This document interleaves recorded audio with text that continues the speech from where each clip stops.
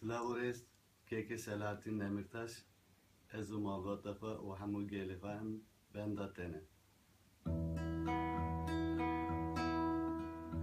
Hüseyinlik'ten çıktım şehir yoluna, kol ağrısı tesir etti canıma Yaradanım.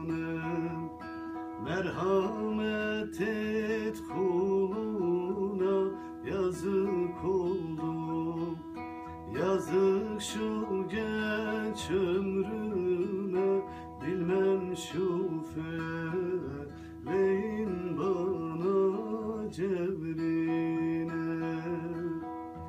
Yazık oldu, yazık şu genç ömrüme, bilmem şu feleğin bana cevrine.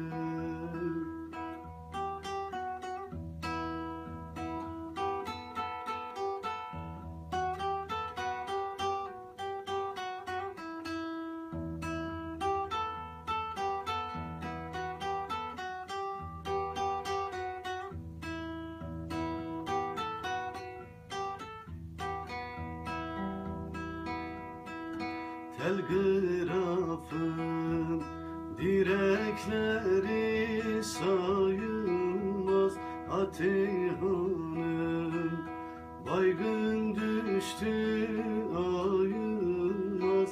Böyle canlar teneşire koyulmaz, yazık oldu, yazık şu genç ömrüme, bilmem şu feleğin bana cevrine. Yazık oldu, yazık şu genç ömrüme, bilmem şu feleğin